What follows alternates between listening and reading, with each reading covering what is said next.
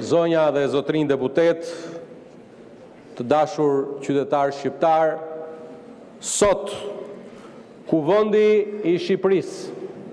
thirret për të marrë një vendim me një peshë tepër të veçantë politike dhe historike, që shkon përtej rendit të zakonshëm të ditës dhe lidhet drejt për drejti me rolin e ri të Shqipërisë son në arenën ndërkombëtare.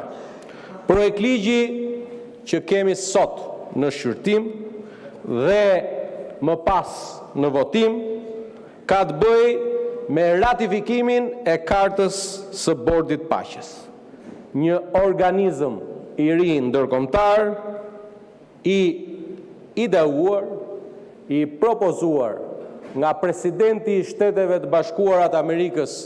Donald Trump, ku Republika e Shqipërisë dhe kryeministri i saj Edi Rama janë ftuar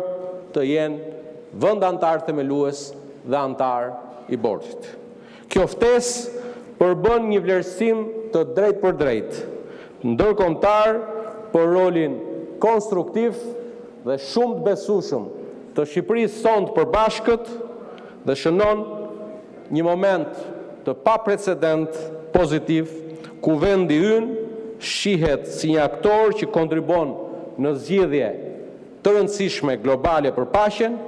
e jo thjesht si dikur një pjesë periferike e tyre. Kjo ftesë, zonja e zotri, të dashur qytetar shqiptar, nuk është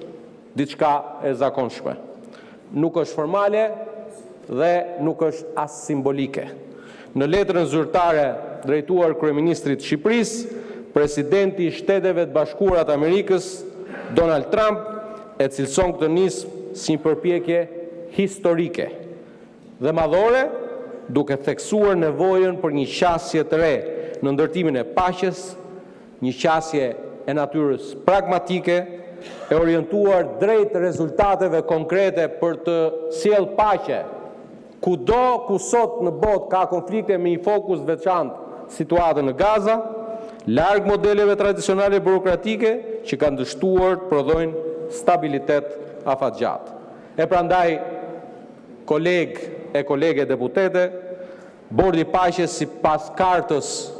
që do të shqyrtojmë sot si fillim në Komisionin për Europën dhe Politikën e Jashtme, e më pas në seancë plenare, është organizmi i duhur ndërkombëtar që synon stabilitetin,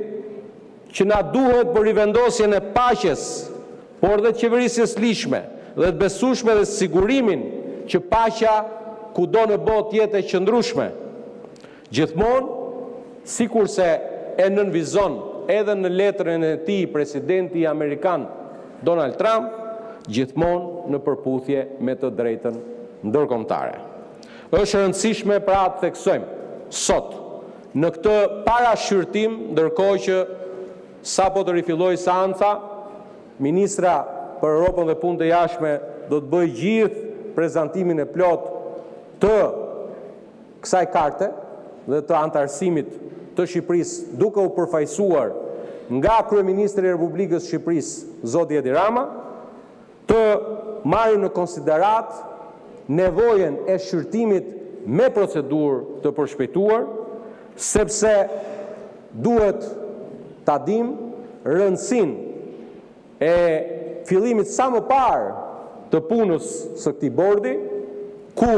Republika e Shqipërisë do të përfaqësohet nga kryeministri zoti Edi Rama, dhe t'i themi sot qytetarëve, duke sqaruar në këtë fazë të parë të kësaj seance, edhe disa element për të cilët janë dëgjuar edhe në këtë rast për fatin ton të keq, shumë të pavërteta, të cilat nuk e gjej dot shpjegimin përse duhen thënë, ndërkohë që karta garanton se asnjë shtet nuk e humbet sovranitetin e tij,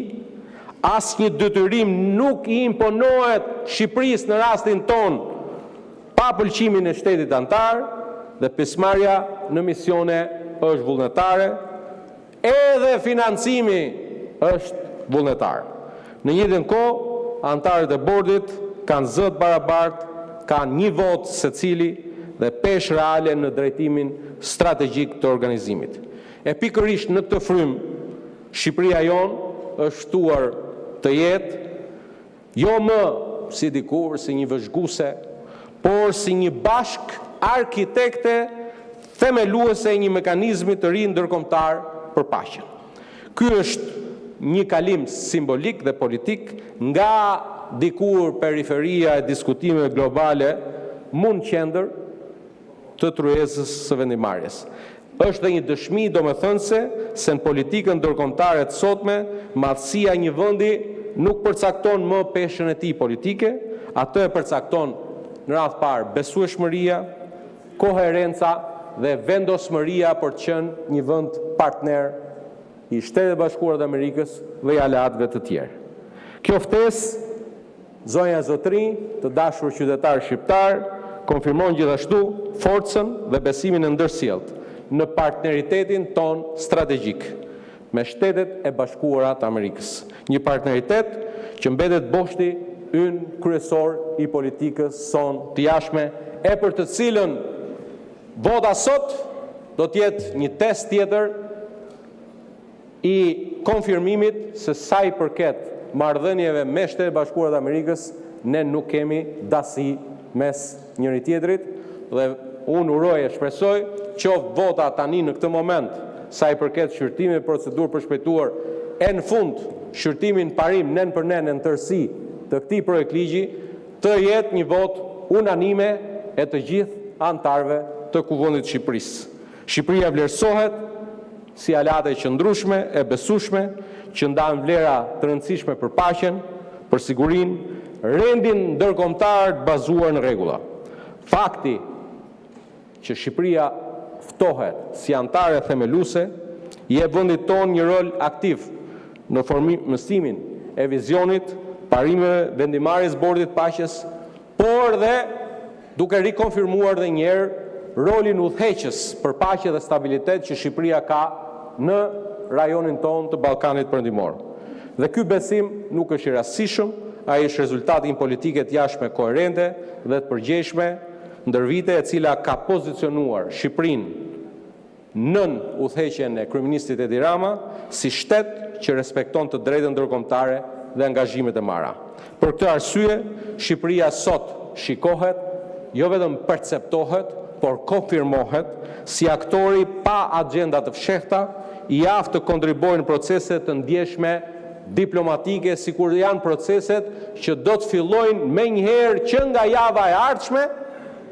me një prezencë të përfaqësuesit të Shqipërisë në bordin e paqes të kryeministrit Rama. Ftesa për t'ju bashkuar bordit paqes rrit ndjeshëm profilin dhe vizibilitetin ndërkombëtar të Shqipërisë dhe dërgon një mesazh të fortë: Shqipëria jonë e përbashkët eksporton vetëm stabilitet dhe nuk konsumon as pak stabilitet. Kolegë, kjo ftesë është pa dyshim një ndër nderet më të mëdha për Shqipërinë dhe shqiptarët anë mban globit, kudo që ata jetojnë e punojnë. Por mbi të gjitha është një përgjegjësi shtetërore, ku i takon sot Kuvendit të Shqipërisë të marrë dhe kuvendi pjesën e përgjegjësisë, por dhe të një roli të rëndësishëm mbështetës për ta çuar përpara procesin e ratifikimit të antarësimit të Shqipërisë, të aderimit të Shqipërisë, sipas formës së përcaktuar dhe nga karta, pra nga statuti i kësaj organizate të re ndërkombëtare, duke i dhënë plot fuqishmërinë përfaqësimit të Shqipërisë në këtë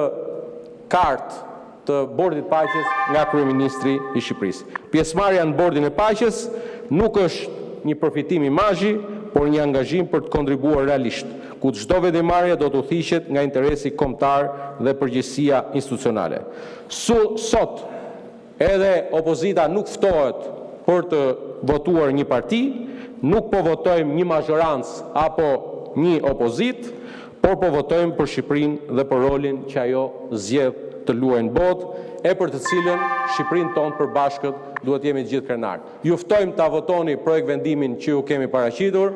dhe të mbledhim me njëherë Komisionin për Europën dhe Punët e Jashtme, të shqyrtojmë projekt ligjin siç e përcakton rregulloria dhe kushtetuta në komision, e të rimblidhemi me njëherë pa humbur kohë për të vijuar seancën me shqyrtimin dhe votimin sot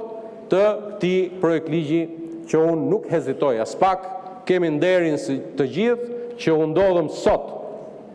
në Kuvendin e Shqipërisë për të votuar një akt historik të Shqipërisë sonë përbashkët. Faleminderit gjithëve.